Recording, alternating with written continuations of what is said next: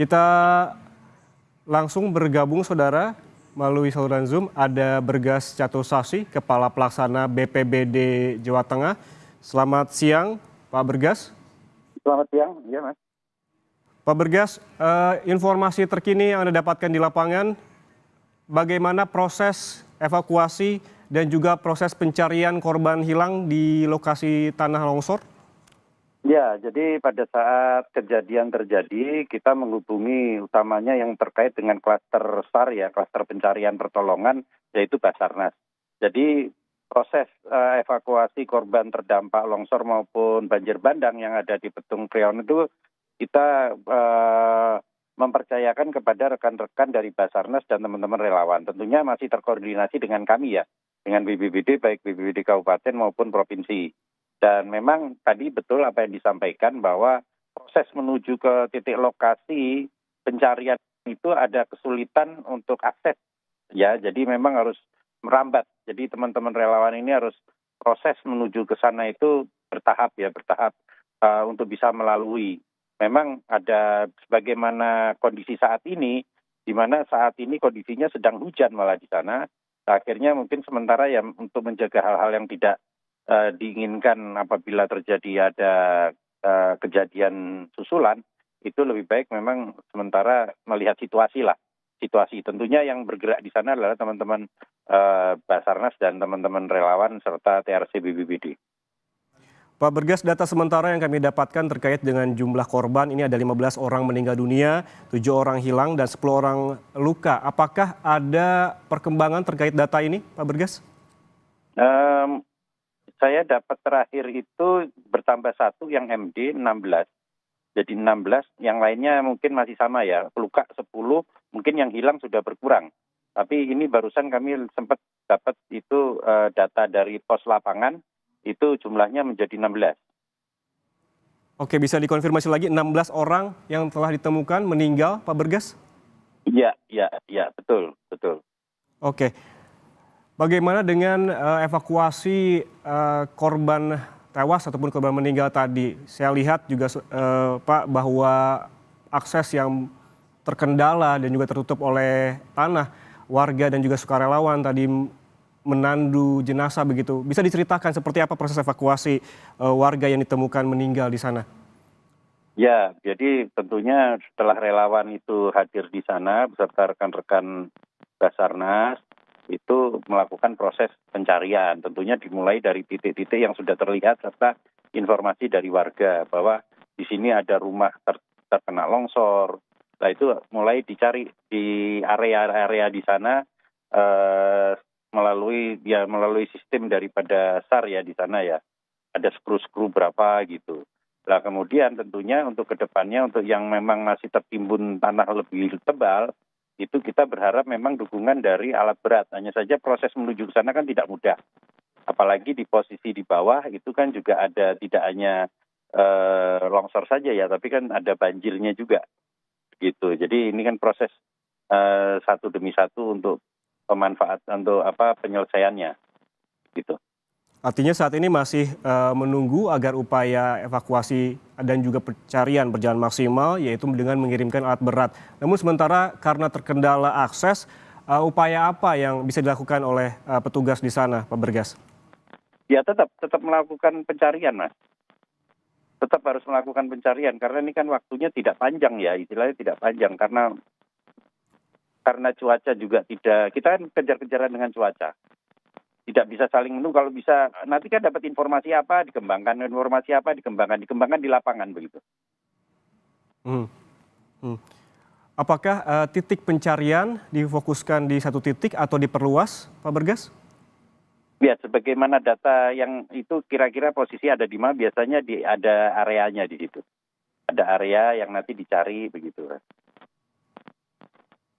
Oke, artinya menunggu laporan, ketika ada laporan datang, petugas langsung mencari ke titik yang dilaporkan oleh warga tersebut. Yang paling mungkin. Tentunya yang tidak mungkin menggunakan alat berat ya tidak ya, masih proses menunggu ya. Menunggu alat berat juga, kemudian tentunya yang bisa dilakukan oleh teman-teman SAR ya dilakukan begitu. Karena ini kan kita juga menjaga, karena ini kan manusia ya, istilahnya manual juga ya, manual. Mhm. Kemudian bagaimana dengan jumlah petugas, apakah memadai Pak Bergas? Kita melihat bahwa seperti Anda sebutkan akses yang sulit, juga lokasi yang memang tertutup tanah begitu. Apakah diperlukan bantuan tambahan petugas untuk melaksanakan pencarian korban hilang di sana?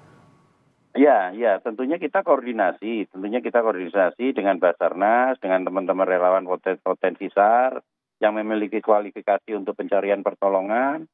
Nah, tentunya nanti akan bergulir bergantian ya. Kiranya ada dibutuhkan dukungan ya kita dorong lagi ke sana. Karena ini kan tentunya bukan sesuatu yang mudah ya. Untuk ke sana sembarang relawan ke sana ya enggak, tentunya itu ada batas di mana kualifikasi untuk pencarian pertolongan itu kan ada kualifikasi rekan-rekan teman-teman relawan yang sudah pernah mengikuti atau sudah memiliki kapasitas ke sana. Mereka itu sudah punya komunitasnya kok, Mas. Mhm, mhm. Pak Bergas, Ya, tantangan apa lagi yang dihadapi oleh petugas? Tadi saya juga melihat cuaca yang masih hujan dan juga berkabut. ya tentunya kebutuhan internal, kebutuhan ini ya personal daripada teman-teman relawan sendiri. Yang itu yang harus segera didorong ke sana untuk mereka bisa bisa bertahan di sana. Itu salah satu yang kami terima di mana kebutuhan personal butuh dukungan di sana gitu. Baik. Pak Bergas, kemudian bagaimana dengan penanganan korban terluka begitu? Tadi dilaporkan ada 10 orang luka. Bagaimana kondisinya dan seperti apa penanganannya? Ya, untuk yang luka tentunya di situ kan ada pos lapangan, ada puskesmas.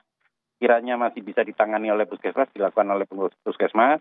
Kalau memang perlu upaya lebih lengkap lagi atau lebih tinggi lagi, tentunya kita bawa ke pelayanan kesehatan yang lebih lengkap lagi ya di bawah. Memang itu menjadi kendala tersendiri itu, menjadi kendala. Tapi kalau memang bisa tidak menunggu, bisa bergeser menggunakan milik warga, ya milik warga kita dorong ke sana. Kita dorong untuk membantu. Hmm. Artinya petugas juga meminta bantuan ataupun mengimbau warga juga untuk turut Iya, aktif begitu ya membantu petugas. iya, iya, betul. Mhm. Saat ini yang Anda dapatkan laporan yang 10 warga terluka itu seluruhnya sudah dibawa ke puskesmas atau memang sudah ada yang kembali ke rumah? Ya, sementara ini kami baru menerima ini ya, baru menerima yang luka-luka ya. Baru sampai di puskesmas, begitu Mhm. Mas. Lalu bagaimana kondisinya Pak Bergas, 10 warga terluka, apa luka ringan atau luka berat seperti apa? Oh, ada yang luka berat, ada yang luka ringan ada. Datanya, sebetulnya ada datanya kami, tapi kami ini harus buka data ulang ya berarti ya. Insewu. Ya Baik. sementara itu mungkin Mas. Ya. Mhm, mhm. Berarti yang ditangani oleh puskesmas terdekat dengan lokasi ini kondisi lukanya berbagai macam, ada yang luka ringan dan juga ada yang luka berat begitu. Ya.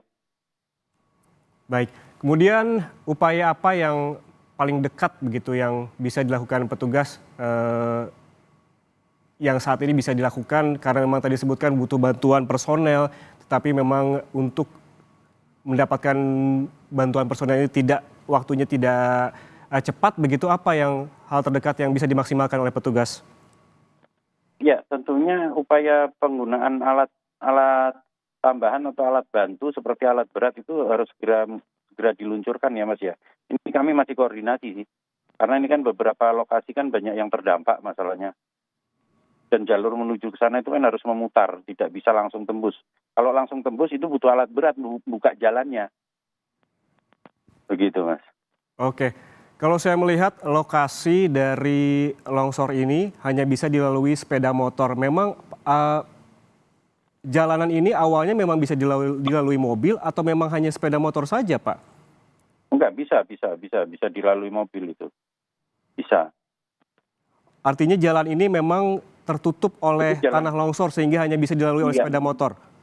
betul. Dan ada ketebalan cukup tertentu di ruas-ruas tertentu yang dia seperti lumpur. Nah, Mhm, itu kan tidak mudah. Pakai mobil pun tidak mudah, pakai sepeda motor pun tidak mudah. mhm. Begitu, Mas. Oke, apakah juga ada upaya pembersihan untuk membuka akses jalan, Pak? Ya, itu salah satunya. Makanya kan menggunakan loader, menggunakan piku untuk pembersihan jalur itu kan menjadi penting. Jadi aksesnya harus bisa dibuka dulu untuk percepatan. Nanti percepatan tentunya sambil menunggu teman-teman di atas itu bisa melakukan aktivitas untuk pencarian selama cuaca mendukung ya tentunya ya. Tidak saling menunggu istilahnya, tidak saling menunggu. Karena kan sudah ada rekan-rekan relawan yang sudah di atas. Pos lapangan juga sudah berdiri di puskesmas itu. Selain juga terkendala cuaca dan juga akses, petugas juga berkejaran dengan waktu. Saat ini waktu menunjukkan pukul 13:34, artinya tinggal beberapa jam lagi akan gelap begitu. Apakah ada batas waktu hingga pukul berapa pencarian dilakukan, Pak? Ya, itu nanti dari tim di sana, Mas. Itu biasanya kan pencarian itu kan ada batasnya. Kalau memang dukungan Sarpras untuk mencari kurang, ya tentunya dihentikan. Begitu, karena kan berisiko juga. Tapi kalau dukungan Sarpras untuk penguatan lampu memungkinkan, cuaca memungkinkan, ya itu bisa berlanjut sampai ada disepakati di sana. Kalau memang sudah cukup lelah, ya harus istirahat. Tentunya begitu. Berarti masih menunggu update dari sana juga untuk menentukan hingga pukul berapa petugas melakukan pencarian? Iya, karena manajemen pencariannya ada di komandan lapangan ya. Komandan lapangannya di Basarnas di sana. Untuk mengarahkan ini bagaimana baiknya. Karena ilmunya kan mereka, manajemennya mereka kan lebih paham untuk itu. Pak Bergas, banyak tantangan yang dihadapi oleh petugas di sana begitu. Apa sebetulnya tadi Anda menyebutkan bahwa memang pencarian ini juga jangan sampai membuat petugas juga ikut membahayakan petugas begitu. Apa yang bisa dilakukan oleh petugas di sana? Apakah juga dibekali dengan baju pengaman yang memadai atau seperti apa? Ya, minimal safety personal mereka gunakan. Hasil dari data-data foto yang terdokumentasi yang dikirim ke kami, rata-rata mereka menggunakan helm, menggunakan pelindung diri tetap digunakan ya. Itu kan bagian daripada safety personal. Begitu Mas, semoga Baik. Ya semoga aman-aman lah, yang penting semangat, sehat gitu. Baik, artinya memang perlengkapan pengamanan juga sudah dikenakan oleh para petugas sehingga memang pencarian bisa dimaksimalkan tanpa harus membahayakan petugas yang tengah melakukan evakuasi di sana ya. Ya. Baik, terima kasih Kepala Pelaksana BPBD Jawa Tengah, Pak Bergas Catusasi atas bergabung bersama kami di Breaking News Kompas TV. Sehat selalu.